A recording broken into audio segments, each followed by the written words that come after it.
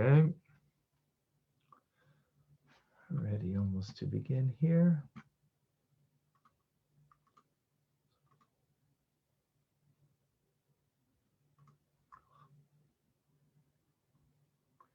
All right.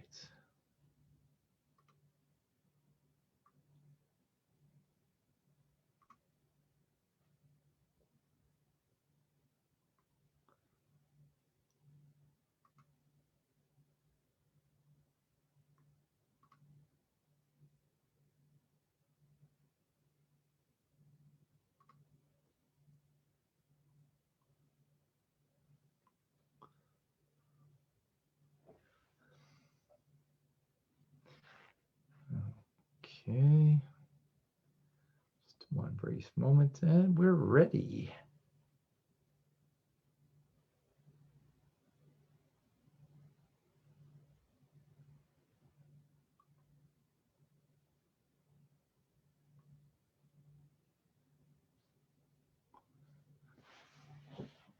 Okay.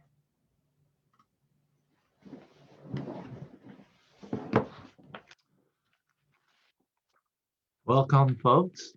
Shavua Tov, Beshalach. Welcome to one and all. Everybody is doing well, having a good beginning of the week. And what better way than to start with learning from the Parsha, from Torah Studies. So today we're going to speak about something that might not be so familiar, may not be one of the more well-known areas in Jewish teachings. Oh, the Chassan is here, Jason. Welcome. He just became engaged. I think we mentioned it a couple of weeks ago. So there's something called Tchum Shabbos, which means the boundaries of Shabbos. What it means is that, as we'll learn more the details shortly, is not being able to walk beyond a certain distance on Shabbos. So there's a boundary, the boundary of what the limits are in movement on Shabbos.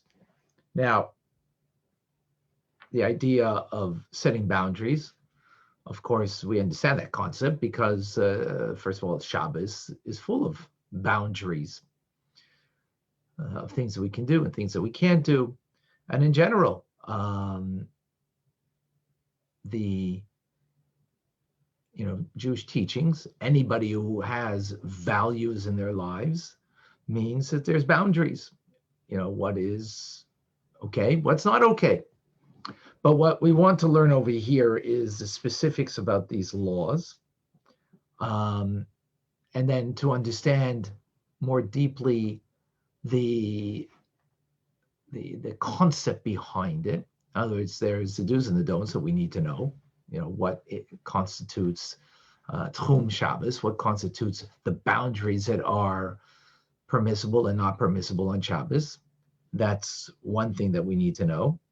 But we want to understand more deeply what is the concept behind it, what is the philosophy of it, and more importantly, how does that teach us about boundaries in general in life? Since the Torah is the Torah of life, and there's a law in the Torah that teaches us about boundaries. So it's not just teaching us about, fulfillment of that particular law, but it also has to be teaching us how that is replicated or is expressed in other areas in our lives. So let's begin. Let's begin the journey. Where's the journey begin? Of course, in the Parsha. It begins with Jews finally left Egypt, right? We all know. This past week in Parshas Boy, we left Egypt. And in this week, we're on the journey. Now, provisions were taken. As we know, the dough didn't rise, and that's because we left quickly. And we have provisions good enough for about 30 days. After 30 days, the Jews became hungry. It happens that we get hungry, right? And they didn't have provisions, and they're in the desert. They're in between Egypt and going to Israel. They're in a tight spot. There were no 7-Elevens open yet. There were no Starbucks even that you could get. There was nothing but nothing. Well, that doesn't prevent God Almighty. As we know, the story, of course, is that man, or in English, manna, came and fell from heaven. How did it come? It came with a layer of dew underneath and a layer of dew over on top. That's sort of keeping it fresh, freshly baked goods, right? And each morning, what did the Jewish people have to do? They had to go out of their encampment and go a bit to get it. Now, the Torah tells us it depends what kind of individual you were, how far you had to go. But whatever the case was, you had to move beyond your encampment.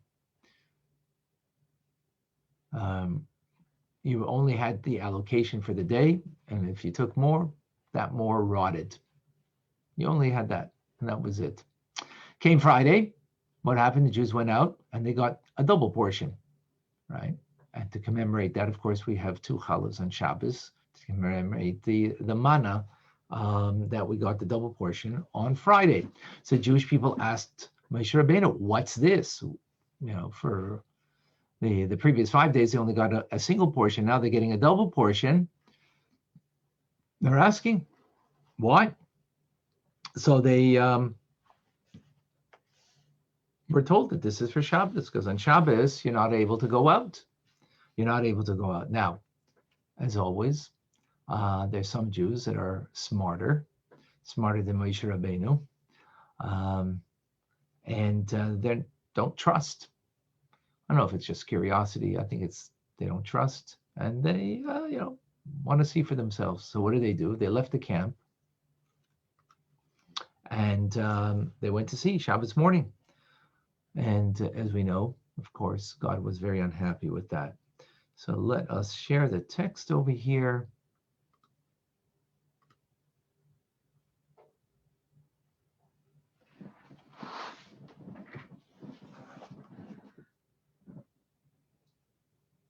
God, Hashem says in the Parsha, how long will you refuse to obey my commandments and my teachings? See, God has given you Shabbos. Therefore, on the 6th day, he gives you bread for 2 days. Let each man remain in his place. No man should leave his place on the 7th day.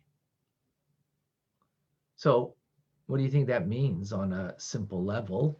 When you first look at it, that God is telling the Jewish people not to leave the camp on Shabbos because there's not going to be any manna to collect. But the Rambam, Maimonides, he says that our sages, they look at this as a larger message in the passage. In text number 2a, the Rambam, Maimonides, says, no man should leave his place on the 7th day. What does that mean? The term place refers to Tchum. Tchum means the range beyond the city's limits into which we may not venture on Shabbos. So our sages understood. 1 second. Our sages understood that Moshe was telling the people that since today is Shabbos, and on Shabbos it's forbidden to stroll beyond the boundary, that they're required to stay in the camp and don't go beyond. Don't go beyond the city limits. This is the Tchum of Shabbos. So what does it mean? What are the boundaries? To what extent? When we say don't go beyond the city limits, how do we understand that? Welcome to Heather.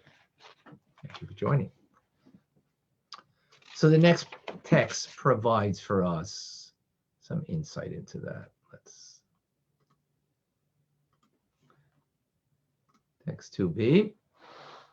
The Torah did not explicitly state the extent of this range. The sages, however, transmitted a tradition that the range extends to 12 mil. 12 mil is approximately 12 kilometers, just under 12 kilometers, right? Beyond the city, a measure that corresponds with the size of the Jewish camp in the desert. The Jewish camp in the desert was approximately 12 kilometers. Thus, Moshe, our teacher, instructed, do not go out beyond the camp. Our sages further reduced that the range from 12 mil and ruled that a person may only venture 2,000 amma beyond the city. 2,000 amma is approximately just short of a kilometer. Just short of a kilometer.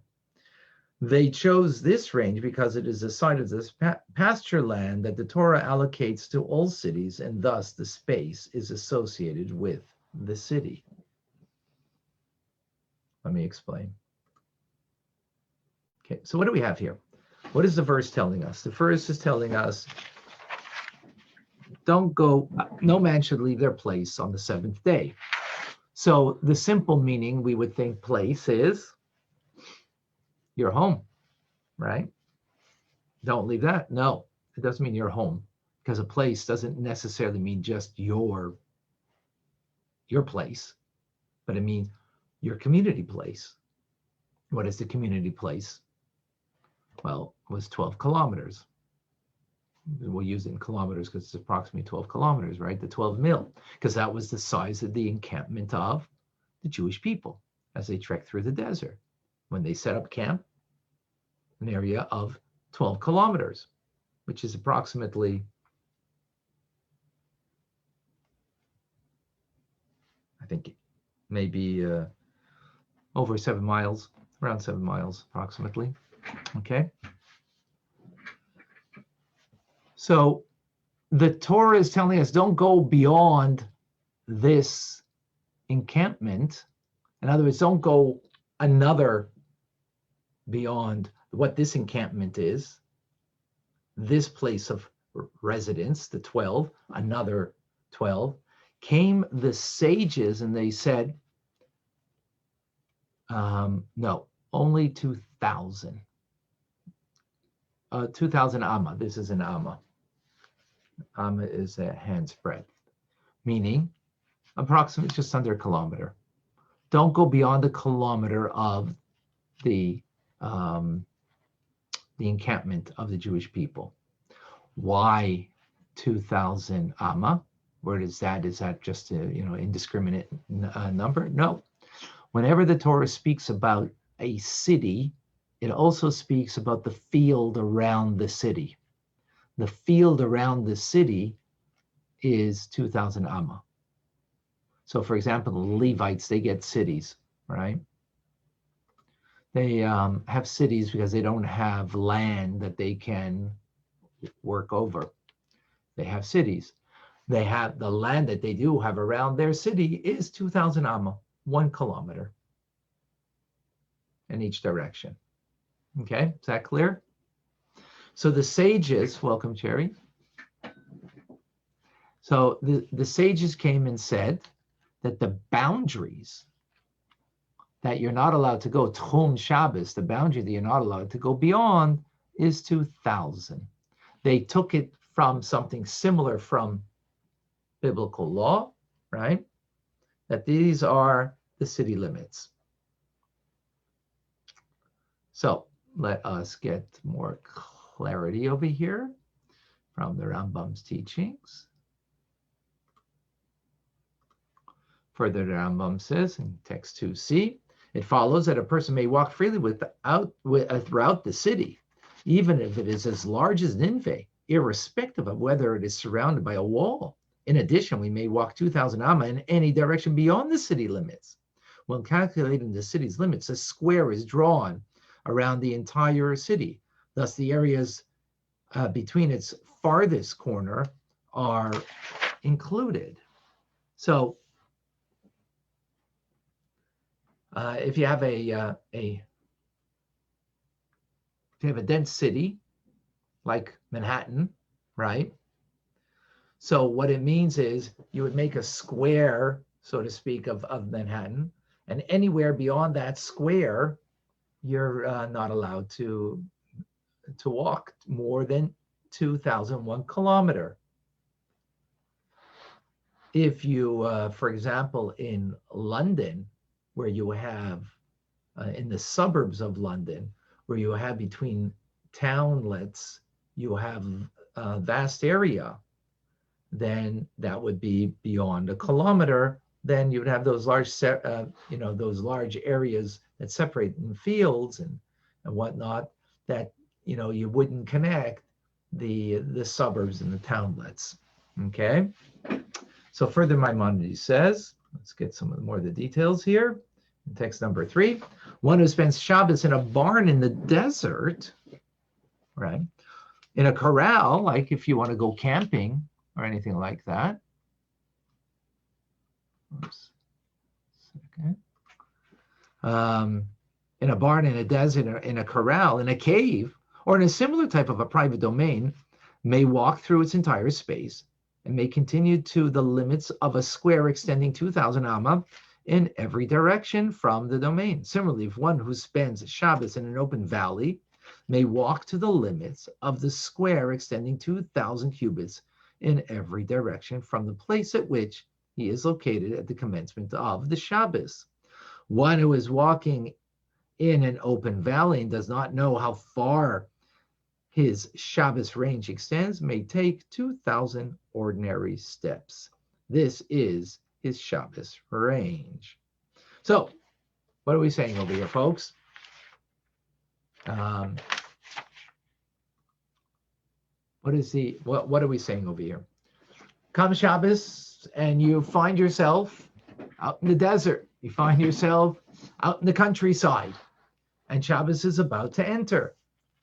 So where you find yourself at that moment, beyond the city limits, you can go 2,000 amma, 1 kilometer approximately, in any direction when Shabbos begins. Now, these laws are a complex set of laws, I must tell you. We just gave a basic outline over here, right? So according to Maimonides, this is a biblical prohibition, but the rabbis gave the amount of space that is decreed in what is forbidden. They shrunk it from 12 kilometers approximately to 1 kilometer approximately. Okay? That's how Maimonides looks at it. So, in other words, inherently it is, Tchum Shabbos is a biblical law based on the verse from this week's Torah portion. Don't go out of your dwelling. Don't go beyond your dwelling, right? So your dwelling is the 12 kilometers that was the encampment of the Jewish people. Meaning don't go beyond that extended, that space extended. 12 kilometers extended beyond the city limits. The rabbis came and said, no, we're going to make that less. That's too much. That's too far. That's, and the rabbis have that prerogative of creating a prohibition. And they limited, no, you can only go 2,000, 1 kilometer instead of 12 kilometers beyond. Okay. We'll get back to that maybe a little more, right? Again, whose teaching is that? The Rambam, Maimonides. Rashi, though, and many of the other commentators and great sages disagree. They say that the law of Tchum Shabbos, of the boundary of Shabbos and how far you can go, is actually only rabbinic. It's a rabbinic law purely. It's not biblical. So do they have a problem though? Anybody? What could be the problem? That they say it's only a rabbinic law and not a biblical law. Is it mentioned in the Torah? Oh, the verse that we just mentioned. Exactly. What do you do with that verse? Yeah. The verse that Rambam, Maimonides, is learning from, that it is a biblical law. How do they perceive that? How do they understand that? Well, obviously, they're going to understand it differently, right? So Rashi in text number 4, in this week's Parsha, he says, no man should leave his place. So Maimonides, what does it mean, no man should leave his place? You don't go beyond the community boundary, the city limits. The city limits, again, as he explains it, was 12 kilometers approximately. So beyond that, 12 kilometers more, you can't go. The rabbis came and made it less, but it's the origins of the law is biblical. Comes Rashi and says, these are 2,000 amma of the Shabbos range. But this is not explicit for the Shabbos range. Rather, it is a rabbinic enactment. This verse was primarily intended to reprimand the gatherers of manna. So according to Rashi, what is he saying? The Moshe wasn't giving a mitzvah here for all times. Moshe wasn't coming and saying, hey, Jews, future generations, know now that this is a mitzvah for all future generations. You're not allowed to go for this long leisure Shabbos walk beyond the city limits. No, he was speaking to the Jews then because they were privy to something unique called manna. And on the 6th day, they were given the manna, a double portion for that day and for Shabbos. And therefore, they were told, don't go beyond this limits. Right? Now, so then why did the rabbis come up with this? Where do they come up with this then? Well, the rabbis, they have that prerogative to make prohibitions, right? And they find support for that prohibition based in this verse, but it's not the foundation. It's not rooted in this verse. See, when the rabbis come and make a decree, they make a prohibition. So, they try not to make it out of thin air. Sometimes you have no choice and you have to make a decree for whatever reason. And I'm trying to think of something now that doesn't come to mind, of something that would be not based on a biblical precedent or a biblical foundation. Here we have a biblical foundation. Even again, according to most of the sages, including Rashi, they argue with Rambam and saying that it's only a rabbinic law. However, they base it on something that is of a biblical nature. Why is it not a biblical law? Because Moshe wasn't speaking for generations. He was speaking specifically, right, to the Jews then. And the truth is, when you look at the verse and you read it in its context, it's not like, when we read about Shabbos and the laws of Shabbos, that is clearly coming to tell us a law of a prohibition or an enactment of something that we need to do, right? Like when the Torah comes and tells us that you should bind them on your arms and put them frontlets between your eyes, it's coming to tell us a clear commandment.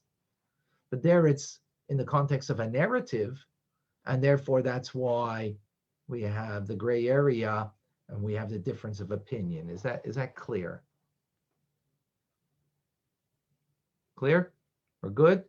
Now, in actuality, in observance of Shabbos, it really makes no difference. Tchum Shabbos, whether it's biblical or rabbinic, the observance of it is one and the same.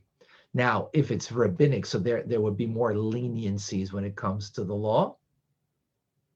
There'll be more leniency because rabbinic law is not as stringent. That's the makeup of the law. but the observance of the law is just the same. Okay? So now we know the law. Let's explore the reason. Why did the Torah or the rabbis decide to limit distance of what we're permitted to walk on Shabbos? That's what we really want to understand. I mean, I shouldn't say that. We want to understand it all.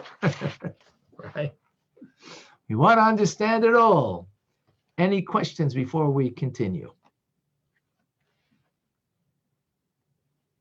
Wow. So I know now that I know now that Irma's smiling and Rena's smiling and Sarmalkin. Okay. I'll ask you later.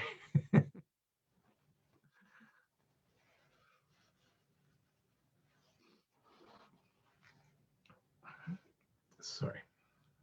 Okay. So before we get to Tum Shabbos, the boundary of Shabbos, let's get a step back for a moment and give us the reason for Shabbos in general, right? Which is probably something that we're quite familiar with, right? God created the world in 6 days, and the seventh day He rested, right? So, so we do the same, right? Well, I don't know if we do the same. God creates ex nihilo, and we just take His raw materials, right? And from those raw materials, so we transform seed into crop, crops into ingredients, and ingredients into food, right? We take trees and make it into houses. We take material, make it into clothing, and we take ink and paper and hopefully write something that is sensible, or that's worth reading. So, in that sense, just as God, refrains from creating on Shabbos, so we also refrain from those creative processes, right? And as I'm sure we're familiar with, that there's 39 basic categories of things that we're not allowed to do, from plowing, planting, and reaping, and grinding and baking, or when it comes to other areas of knitting and tearing and writing or sewing, erasing, building, and destroying. So an example, right, which would be planting would include watering or weeding, even though it's not particularly planting, but it's part of the malacha, part of the work that's engaged in that. Baking is not just baking, it's also cooking, and of course even reheating, right? Now the sages added further restrictions. They added further restrictions. Text number 5. From, again, Maimonides, from the Rambam. He tells us, the Torah tells us to cease during the Shabbos. This means that we must cease even from the activities that are not included in the categories of forbidden labors. The Torah left a definition of the scope of this commandment to the sages, who forbade many activities under the rubric of shvut. A shvut means rabbinic law, rabbinic decree. Some activities are forbidden because they resemble the forbidden labors, and while other activities are forbidden lest they lead one to commit a forbidden labor. So pay close attention to the last sentence over here. What is the Rambam saying? What is the Rambam telling us why they make laws to prohibit certain things? Why do the sages prohibit? There's 2 types of things, right? Anybody? Anybody share with me?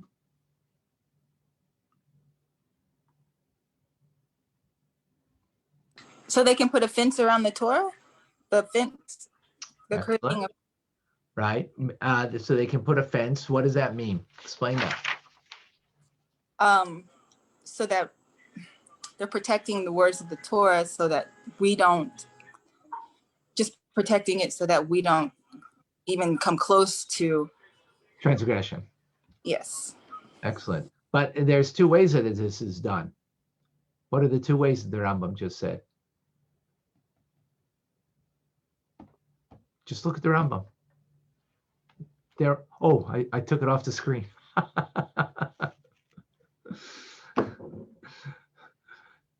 Anybody remember? You can't look like you're committing a prohibition, and then possibly lead some others to Excellent. transgress. If something resembles a prohibition, so the rabbi, even though it's not a prohibition, the rabbis are going to make a prohibition.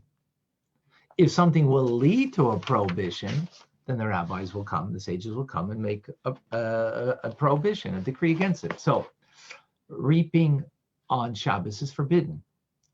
So if the apples get ripe, you're not allowed to pick it. That's the law, right? Make sense? Rabbi, where is there a list of all of them? Where is there a list? You said there's 39, but This book is a really good. hold Oh, still, hold still. I'll take a picture. Thank you. Hold on. Hold on 1 second, we'll make it bigger. Thank you so much. You're welcome. Hold on 1 second, make it big, show it again. I took a Got it? picture of it. Okay, now it's just larger. It's a great book. Thank you. Mhm. Okay. So collecting honey, right, from a beehive is an expansion of not picking fruit on Shabbos from the tree. It's not the same thing, right? You're not taking it from the tree and reaping it. But the sages said that you're not allowed to collect honey on Shabbos. Why? Give me one word, Tim. It resembles, right? It resembles picking an apple from the tree, right? Is it truly reaping? No, but it has that resemblance. So imagine if you were able to, on Shabbos, to take from your hives honey, and you consistently did that, then you're going to start thinking to yourself, well, I've also got some apples over here, and very easily you will come to transgress. Therefore, the rabbis come and say there's a prohibition. Okay?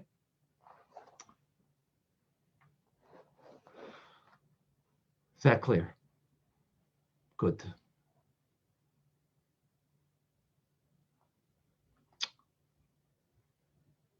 Now,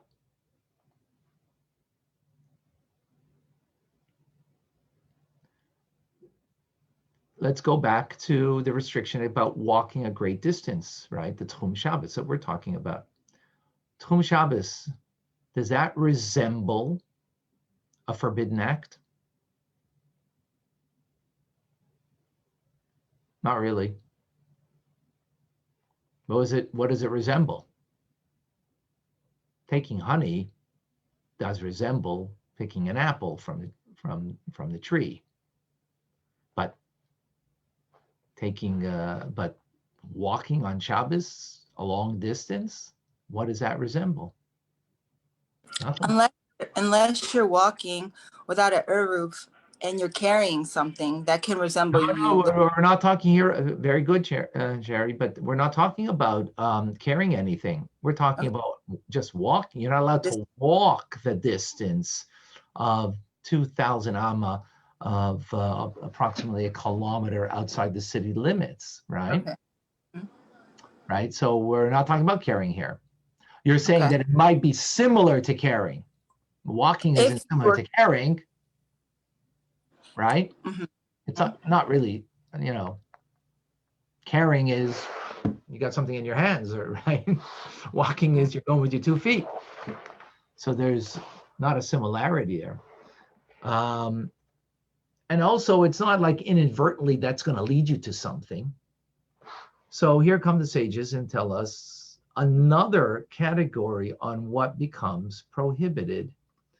In Maimonides, in text number 6, he says, There are activities that are forbidden on Shabbos, though they don't resemble the forbidden labors, nor do they lead to their performance, right? The two areas that previously we said. So why are these activities forbidden? Because it is written, if you restrain your feet because of the Shabbos and refrain from pursuing your desires on my holy day, and you should honor it by refraining from following your ordinary ways, attending to your wants and discussing mundane matters accordingly. It is forbidden to tend to our concerns on Shabbos or even to talk about them, to consult a partner on which merchandise should be sold the next day or which should be purchased, how this building should be constructed, or which merchandise should be taken to a particular place. Such discussions are included in the prohibition against discussing mundane matters. So let's understand this over here. What's the Rambam saying over here?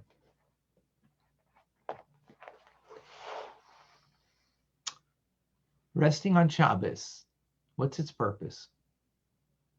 Is its purpose that we should have a day of leisure? That's called a weekend, right? That's called a weekend. But that's not what Shabbos is. So taking a long, leisurely hike in nature, right? Sounds wonderful. It's true. It is. But that's not Shabbostic. It's not the primary value of what Shabbos is. Shabbos is a time to think about God Almighty, about His Torah, His mitzvahs, to reflect on the purpose of life, to connect with others, friends, family, community, to pray in a heartfelt manner, right? So going on a leisurely walk to enjoy and to have the pleasure of it is not within the idea of what Shabbos is there for. You know, here in Montreal, you know, we are a very traditional town, very traditional city, and many people have some semblance of observance of Shabbos. Maybe it's only a Friday night, maybe it's full of Shabbos, but what it is, though, it's an excuse. Shabbos becomes an excuse to have family come together. Shabbos becomes an excuse to, to just get together and sort of, how was your week? You didn't have a chance to chat during the week. So now Shabbos becomes an excuse for that. No, that's not what Shabbos is. Shabbos is about connecting in a deeper manner to our Jewishness, to God Almighty. That's what Shabbos is. Even if it's done without family and friends, ultimately, that's really what it's about. Family and friends are there to enhance that experience, not to detract from that experience, right? So that's why we go to shul. That's why we learn, right? But strolling beyond the city limits is a radically different kind of experience than being together with your family, being together with your community in getting closer to Hashem. Now, you might make the argument, what do you mean? I walk in nature and I feel God's presence. But that's part of the, I'm using Shabbos for how I want to use it for. I make Friday night because I want my family to be together. I want to have guests over. I want to have, a nice, leisurely, enjoyable atmosphere. But that's not what Shabbos is. Now, obviously, there's something more to that than, better that than nothing at all. However, that's missing what Shabbos is, right? Like turning off the iPhone right on Shabbos. It's exactly as Jason says. It's so what going outside of the boundaries on Shabbos is exactly that idea. It's not preserving the inherent holiness of the day. It's making it and using it for a regular activity. Now you might say, well, but I don't walk during the week because I'm too busy. So I only do it on Shabbos, go on these long nature hikes, right? Okay, that's what you do, but that's not the, that's not the concept here. In other words, you're doing you. You're not doing Shabbos. That's the point.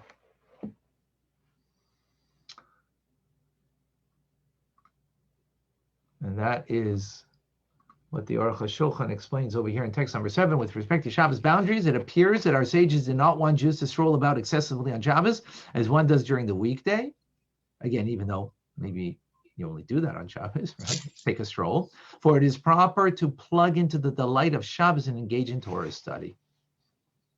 That's right. The purpose of Shabbos ultimately is to engage in what God has set up for us, meaning a Shabbos meal, which is not bringing you beyond the community, but bringing you within the community, right? Coming to shul and daven, it's bringing you inwards, not out there beyond the boundaries, right? Is that clear? Any questions on that? How long can you travel to go to a minyan and not be in trouble? It's not be. Oh, again, if you're in Manhattan, you can go within Manhattan anywhere because that's within the city limits. We're talking Tchum Shabbos is beyond the city limits, which is approximately a kilometer beyond the city limits. So even if you couldn't find a minyan, you were someplace and they told you you'd have to go further for the minyan, you couldn't do that, right? Is that right?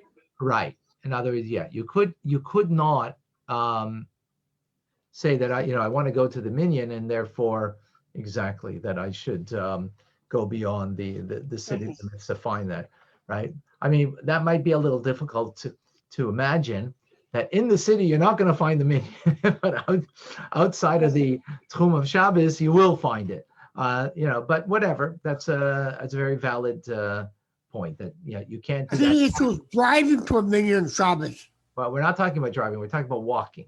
Oh, We're talking about walking. You're not allowed to walk. no. That's what we're talking about. Okay. That's the driving is for sure something that is not allowed. We're talking about the walking. That's the boundary we're talking here, right? Sorry, I'm sorry to ask. Is that independent of the eruv, or did I miss the big? Because I came in late. I'm so sorry, but is So that with or without an we're eruv? talking about beyond the city limits is without beyond the city limits. There is no eruv. Got it. Okay, sorry. And an eruv is only for, the eruv is about carrying within the city limits. This is about literally just walking beyond the Got city limits. Not carrying anything. You're carrying absolutely nothing. Okay. Absolutely Sorry to nothing. interrupt you. No, not a problem. Rabbi, are you in Montreal? You're allowed to walk anywhere on the island of Montreal? On the island of Montreal, yes. You're allowed. Yeah. Okay. Really, where this is going to come into play is when you're really outside of the city limits, right? That you got stuck. And now, what are you going to do for Shabbos, right? Happened to me almost 40 years ago when I first came here. Actually, interesting story. But and I was going up north to a camp for Shabbos, and it's the first time going up that far. And there were pay tolls at back in the day, and whatever. It was quite a miraculous thing because there was an accident and we were the fourth car sprayed with glass, and Baruch Hashem, we were okay, and we had to walk. We had to put the car on the side, and I was actually going with someone who it was their third Shabbos that they were keeping. And 3 is a chazaka, brings permanence. Rabbi, Yes. what about riding a bicycle? Riding a bicycle, that's a biblical prohibition. So you're not allowed to ride a bicycle on Shabbos. Yeah.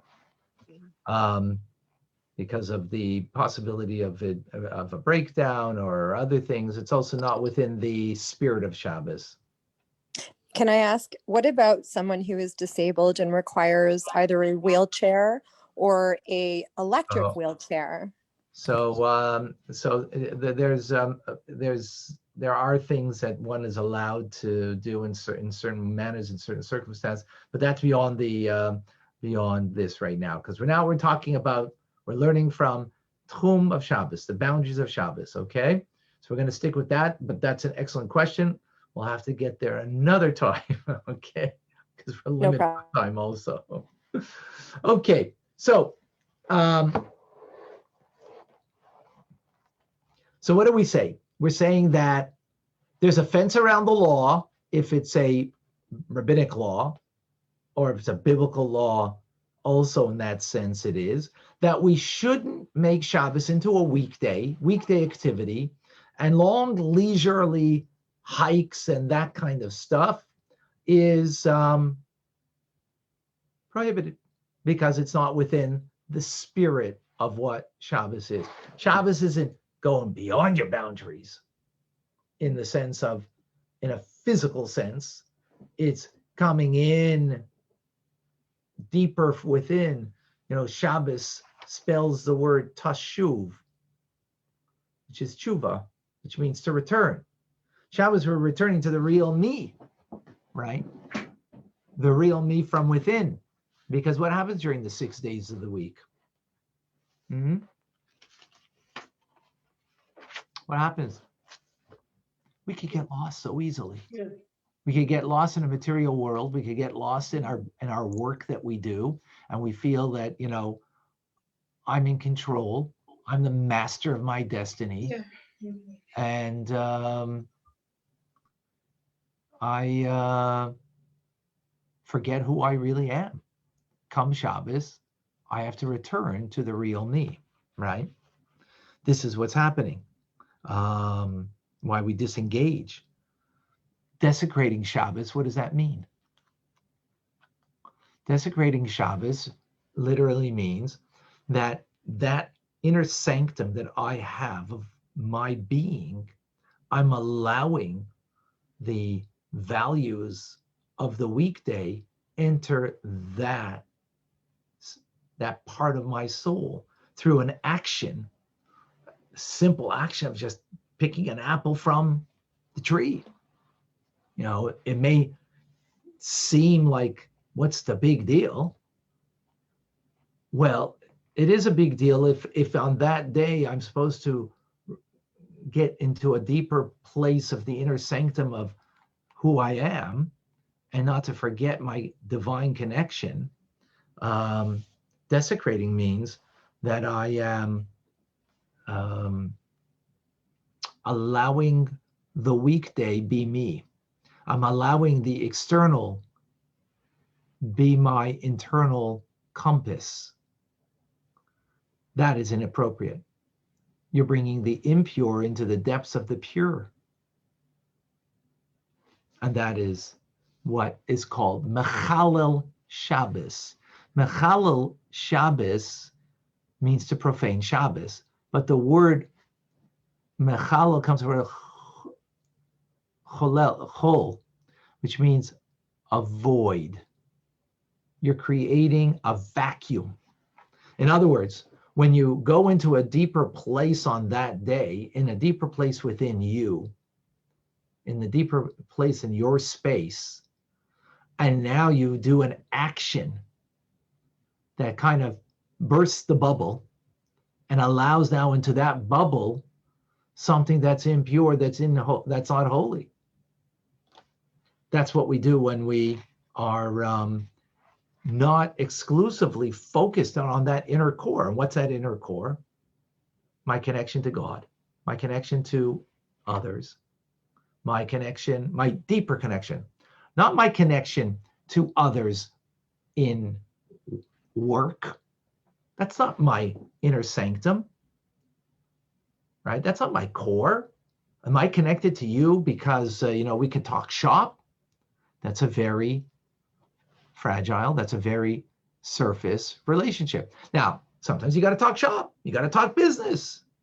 That's what the weekday's for, right? Understood. That makes sense.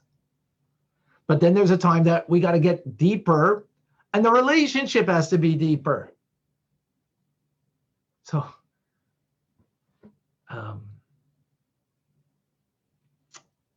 to be able to hear my grandchildren, children, to share from the parsha of the week. They're not sharing about the soccer match they had in the at recess time. They're sharing of the parsha. So you're relating on a deeper level. You're returning to the inner sanctum. Profaning means, Shabbos means, that you've created a vacuum in that inner sanctum. It's like, in a way, you have this bubble that is you're in, and you burst the bubble, and you allow the impurity of what's out there enter within. That's what Shabbos is.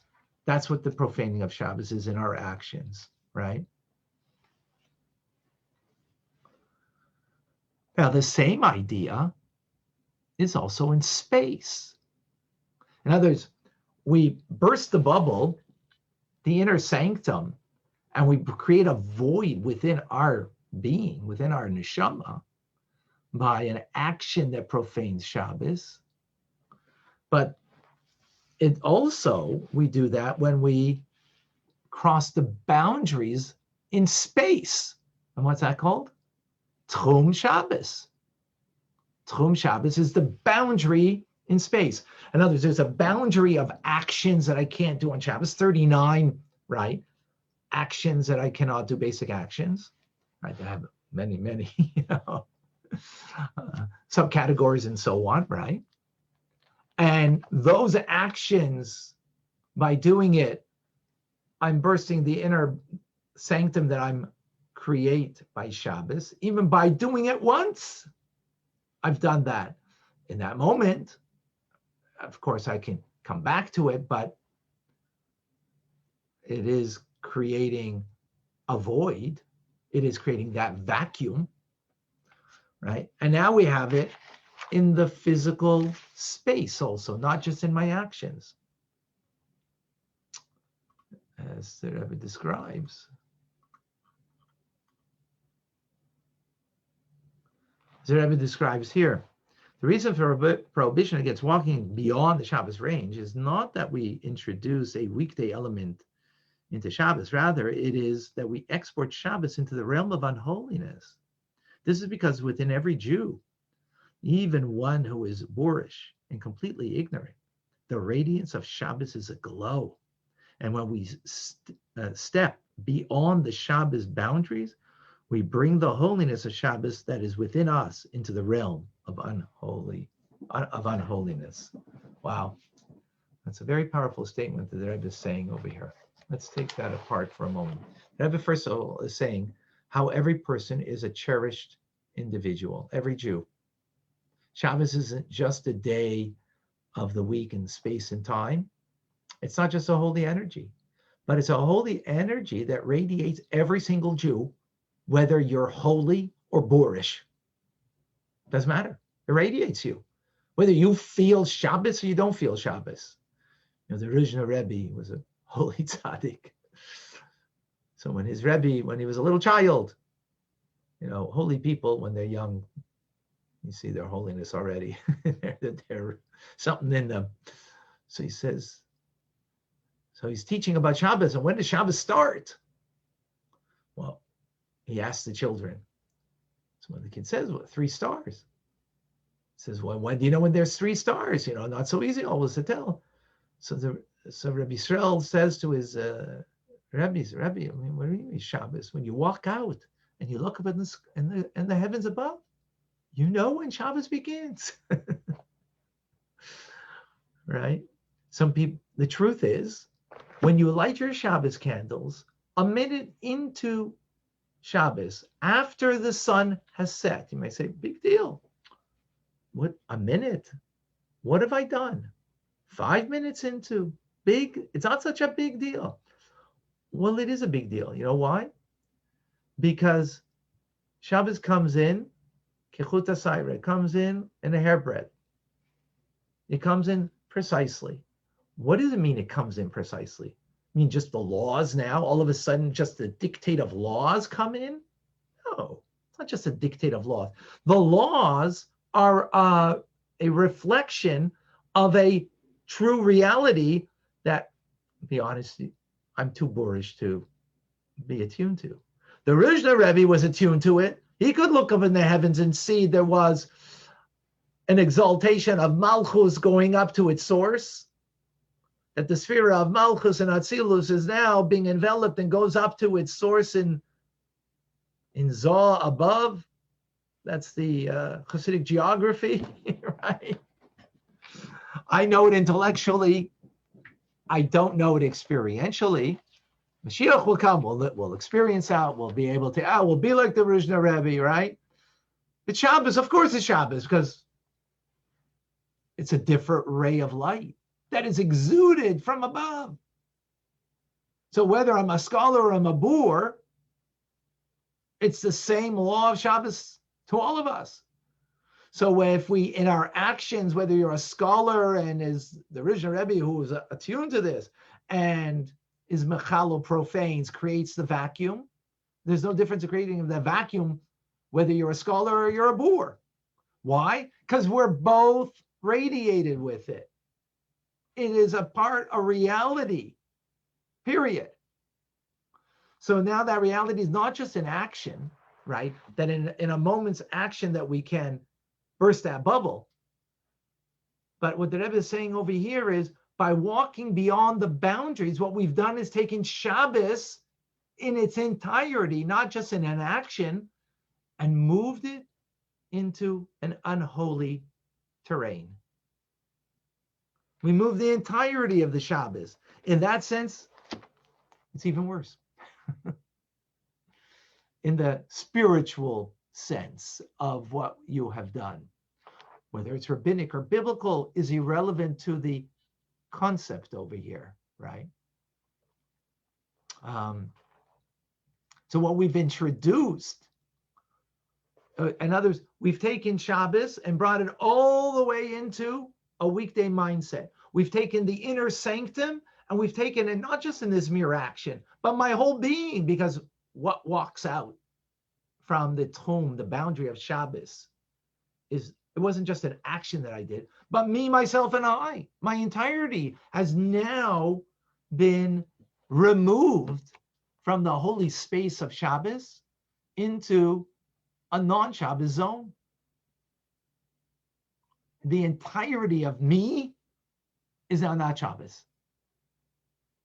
Whereas if I just pick the apple, again, picking the apple is definitely a biblical law. The ramifications of it are much worse than if it's only a rabbinic law, which most sages say, right, that you walked beyond. So that's only the consequence of the action, but we're not talking about the consequence here. We're talking about what is the soul of what's going on here.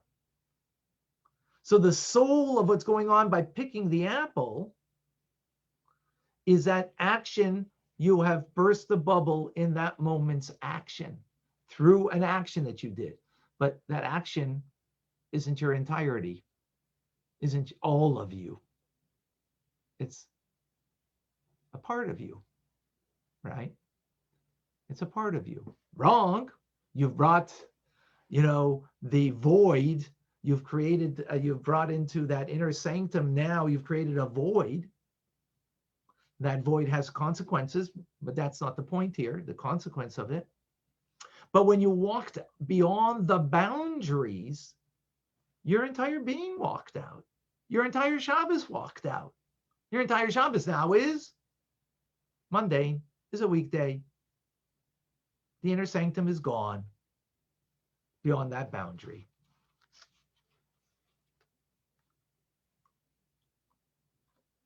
Is that idea clear? Very refined idea, abstract idea, a very powerful idea. So what does that mean?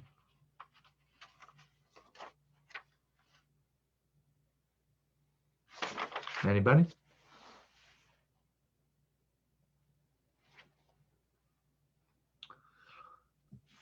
So the question is, sorry. The spirit of Shabbos and the laws of Shabbos, and now they meld, right? Yeah. Yeah, excellent. Okay, so question, we need to conclude over here. By the way, at 8 o'clock, you got to go around the world with Rabbi Mendy. So you can stay over here. Actually, no, I have to go out and you have to come back because there's just because of recording. So how do we protect our minds and souls from being invaded by the world out there, that it shouldn't invade our inner sanctum so we can strengthen ourselves? Is really what we need, the empowerment. So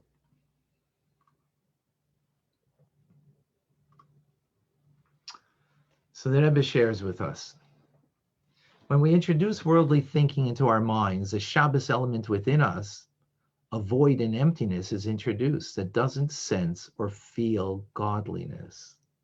For if we knew and felt the truth that only God's blessing can make us wealthy, and that our efforts are merely to form a vessel for his blessing, we would not invest our brains into business by scheming creative machinations and tactics that are in any event ineffective, for only God's blessing can grant success. On the contrary, becoming too engrossed in too many business affairs distracts us from Torah and serving God, which in turn prevents us from becoming proper vessels for the divine blessing. So, we're talking about Shabbos. How do we protect ourselves that our Shabbos should be Shabbos, that our inner sanctum should be an inner sanctum? Well, it can't be just on Shabbos. It's actually the weekday that can help us with this, as the Rebbe says over here. What does that mean? So here, let's take the words inner sanctum. Let's take the words Shabbos. Let's take the words soul and holy on one side. And then we have profane and body and weekday and outer influences on the other side. So to make our Shabbos holy, we also have to be able to understand that our weekday needs to be holy. What does it mean to make our, we're only keeping one day Shabbos. Now what, we're keeping 7 days a week Shabbos? No, we have an inner sanctum that is holy, that is Shabbos throughout the week. Our values, our beliefs are that God runs the world. And yes, I need to make a livelihood, and that's what the weekday is about, is to make a livelihood, or better yet, to engage in a material world, right? But I don't lose myself. I have a recognition that God is the one, is the source of blessings, and therefore I don't, become a workaholic and therefore forget to study Torah, forget to do my prayers, or maybe I do it, but business first, prayers second. If during the week we wake up in the morning, we say Modani, and we do our prayers first, our iPhone is, and to see what's, doing in the stock market is not first, or whatever else that is of a weekday, material engagement, outer influence. And if I can make during the week the holy part, the sanctum, a part of my daily routine, and it is actually the foundation of the day, with the Modani, with the prayers in the morning, with learning Tanya in the morning, right? And then I engage in the world, So then in that sense, I have Shabbos with me the 7 days of the week. And then when I come to my Shabbos, it will be protected. Shabbos then will help protect me during the week, that I am engaged, but the inner sanctum of my neshama, my holiness, of my soul, remains always where it needs to remain, not influenced by those other things that naturally would be influenced, because when you get engaged in a world out there, they don't call it a rat race for nothing. They don't call it a jungle for nothing. But as you know, connecting with Basi Lagani, ultimately through this, we'll be able to create a home for God. God will return to his garden. Why? Because we are who we need to be, and we'll bring the final redemption. Any questions? Is that clear? Is there a law about food at a certain amount of distance you can put food in order to walk further? Have you ever heard that? I heard that somewhere. Yes. That's already very intricate details, absolutely, about the laws, about these laws. Yeah. That is very true. Just learned that in the Rambam myself not too long ago, but not for today. Any questions? Any comments? Yes, I've got a comment, Rabbi. Yes. Hannah here. Yes, Yeah. Hannah. I Hannah, remember what is it? 1 o'clock in the morning for you almost? probably that. I can't, or just after midnight. Now, I'm more awake at night, so it doesn't matter. Now, I remember reading from a collection of stories on the 60th anniversary of the Holocaust, etc., etc. And one of them was about an elderly man. And he said he finds it hard to keep Shabbat because nobody comes to visit him. That's why he watches TV, because there's no social contact. That's only means social contact. So going on from there, I do believe that the wider community has a role to play in this as well, to help people. Yes, absolutely. You know, because if you are on your own, there's nobody visiting you. We're humans. We need that contact. Absolutely. Actually, you don't have to go there right now. Just go to Corona, right? How many people are isolated because of Corona? And, it's definitely a huge challenge. But that's why Shabbos has to be the Heilige Shabbos Kodesh. The moment we make it, part of the weekend, the moment we don't have it, we don't observe it in its absolute, then of course it's going to come to a point where, hey, I'm isolated. I'm not, I'm even young, but I'm isolated, right? And if you're young, you don't have to be old to want to have community and to want to have social contact and so on and so forth. So these are challenges, you're right, that the community we need to deal with. But by the way, this is one of the reasons why we started my yeshiva program. This class is an ongoing class that we've been doing for a long time. But the daily class is because we recognize that people are isolated, in some places more than other places. In America, it doesn't look like isolation is much of a, it might be a thing of a past, right? Now, whether it's good governmental policy or not is irrelevant. And, that's not the point over here. The point, though, is that we began this because of the need to have people connect. And that's why, by the way, folks, it's great when you have your cameras on, because it helps to connect. I got you there.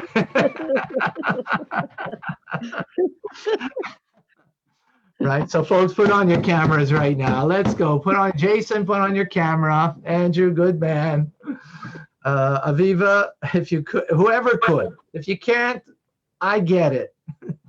Not always are we in the physical place, in the inner sanctum. If you're in your inner sanctum, sometimes it's a bit of difficulty. I get it. That's my And I experience. have, God forbid, I have no negative feeling towards anybody that doesn't put on their camera. I have nothing at all. Don't think for a moment. However, that being said, when you put it on, it does make a world of a difference. My hair is a mess. Huh? My hair is a mess. Your hair's the mask, huh? Need a haircut. Ah. I don't like being on camera, but I did it out of respect for you, Rabbi, for 30 seconds, and now I'm going back. It's okay. We appreciate immensely. So, folks, I want to wish you a good evening. We're going to have in a few 15 minutes. Montana is going to be coming to join us. So come back onto this very same channel with Rabbi Mendy, and I'm sure you're going to have a great experience. And tomorrow, of course, Tanya, and then we have noontime, my yeshiva. Oh boy, look at that! Soon we're going to be so socialized. Jason, you We must see you outside. have to take lunch during the week, Jason. Yeah, I know. You have to take lunch and join us. All right. I'm gonna It's just try. going to- sorry. Even for 30 minutes, I'll do. Even for 30 minutes, you got to take lunch. I'll speak to your superiors. Okay. Sure. All right, folks. Everybody, 1 second. Can you get on the camera so I can get a video of you all saying, have a wonderful week. Okay, 1, 2, 3, go. Put it on. Have a wonderful week. Have a wonderful Have a week. wonderful Have a week. wonderful Good luck. Wonderful week. Good luck. Shavua Tov. Shavua Tov. Thank you, Rabbi. Beautiful. Everyone. You guys are amazing. Thank you. Thank you, Rabbi. God bless Thank you you, all. Rabbi. Thank you. Hakarat Thank Satov. you. Thank you, Rabbi. Thank you. Thank you. Yeah.